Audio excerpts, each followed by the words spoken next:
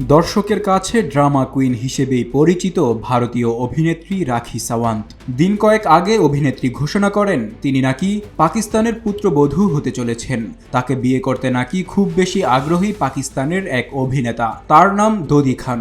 অভিনয়ের পাশাপাশি পেশায় একজন ব্যবসায়ীও তিনি। রাখি জানিয়েছিলেন ইসলামিক নীতি মেনেই বিয়ে হবে তাদের। পরে তিনি ভারতে একটি রিসিপশনের আয়োজন করবেন এবং হানিমুনে নেদারল্যান্ডস বা সুইজারল্যান্ডে যাবেন বলেও জানিয়েছিলেন রাখি। কিন্তু নায়িকার এত সব প্ল্যানের পর ভেস্তে গেল সবকিছু। শোনা যাচ্ছে রাখিকে বিয়ে করতে অস্বীকার করেছেন দোদি খান।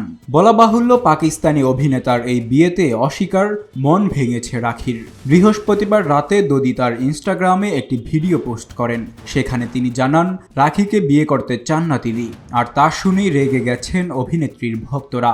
সেই ভিডিওতে দোদি খান বলেন, কিছুদিন আগে আপনারা সামাজিক মাধ্যমে আমাদের একটি ভিডিও দেখেছিলেন যেখানে আমি রাখি সাওয়ান্তকে বিয়ের প্রস্তাব দিয়েছিলাম।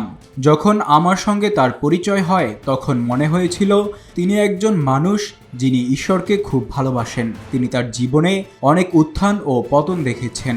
বাবা মাকে হারিয়েছেন ঠিকই, কিন্তু যতদিন তারা বেঁচে ছিলেন দেখাশোনা করেছেন। আমার খুব ভালো লেগেছিল তাকে, তাই প্রস্তাব দিয়েছিলাম।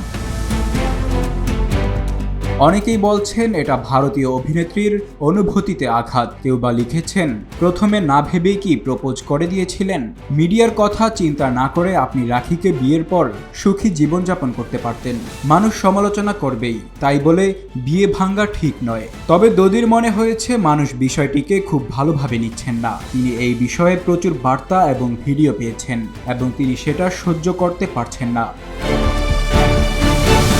Desk report, public post, Dhaka.